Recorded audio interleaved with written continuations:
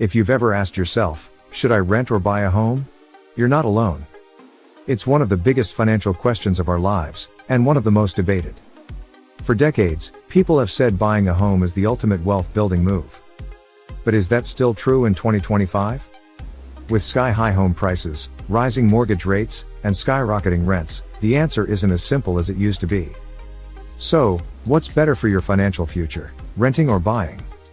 Today, we're breaking it all down: the real costs, the math behind the decision, the psychological factors, and what actually builds wealth.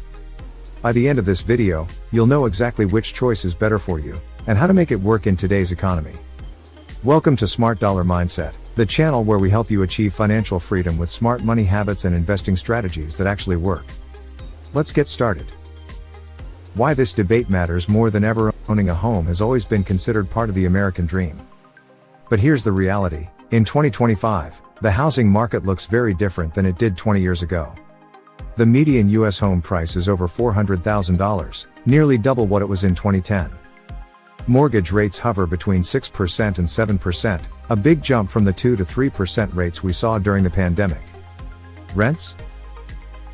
They've exploded. In some cities, the average rent for a one-bedroom apartment is $2,500 or more. So, both options, renting and buying, are expensive.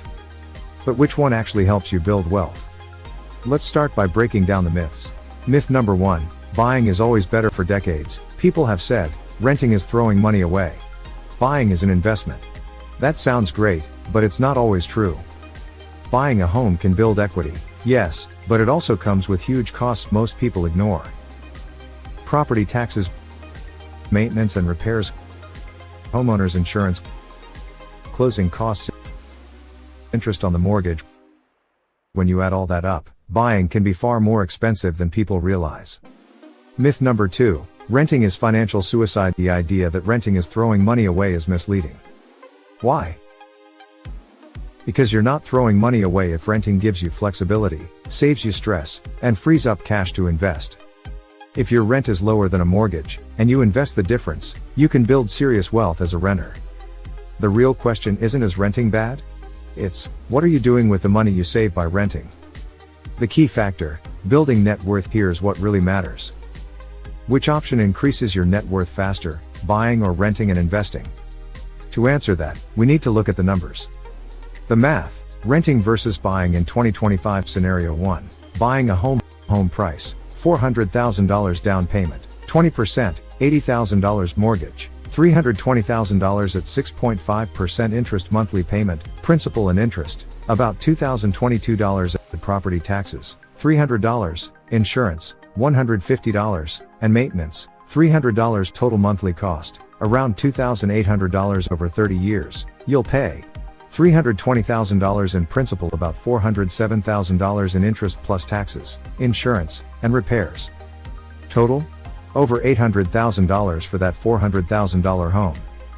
Scenario 2, renting the same house. Monthly rent, $2,200. No taxes, no maintenance, no huge down payment. If you rent and invest the $600 per month you save, plus the $80,000 down payment you didn't use, here's what happens. $80,000 invested up front at 8% annual return. After 30 years equals $806,000. $600 per month invested at 8%. After 30 years equals $889,000 total. $1.69 million. Compare that to the home buyer. Home value after 30 years at 3% appreciation, around $970,000. Subtract selling costs and add equity. Your net worth might be $800,000, $900,000. The renter-investor wins by almost $800,000. Key takeaway: renting doesn't have to mean losing. If you invest the difference, you can come out ahead. But here's the catch: most renters don't invest the difference, they spend it. Psychology and lifestyle factors. Money isn't the only factor. There are emotional and lifestyle considerations. Benefits of buying: stability and control, no landlord, no rent hikes, freedom to customize your home, forced savings, paying a mortgage builds equity over time. Benefits of renting: flexibility, easier to move for jobs or lifestyle, lower upfront costs, no maintenance headaches. Neither choice is wrong, it depends on your priorities. The trap most people fall into, the biggest mistake buyers make? stretching their budget to afford a home. They buy at the top of their price range, leaving no room for savings or investing. That's how people end up house poor, owning a home but living paycheck to paycheck. The biggest mistake renters make? Not investing the money they save. If you rent and blow the extra cash on lifestyle upgrades, you lose the advantage. The smart approach in 2025, the decision isn't just rent versus buy. It's about how you manage your money in either case. Here's how to win with both strategies. If you decide to buy, follow the 28-36 rule. Your mortgage payment should be no more than 28% of your gross income. Total debt, including mortgage, should be under 36%. Save 20% down, avoid PMI and reduce your monthly payment. Have an emergency fund. Homeownership comes with surprises. Roof repairs, HVAC replacements, be ready. Plan for 5 to 7 years.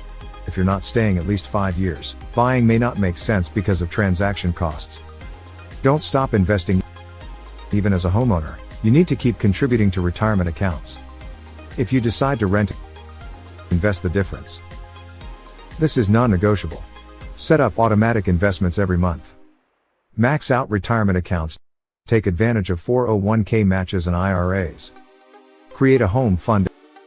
If buying is in your future, save for a down payment while investing. Live below your means. Don't fall into lifestyle creep because your rent is lower than a mortgage. The hybrid strategy, rent now, buy later. If you live in an overpriced market, it might make sense to rent, invest aggressively, and wait for a better buying opportunity.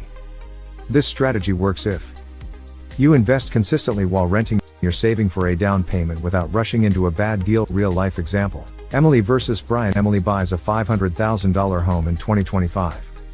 After 10 years, she has equity of $150,000. Brian rents a similar home for $2,000 per month and invests the difference. After 10 years, his investments are worth $250,000. Brian is ahead, because he invested. What actually builds wealth?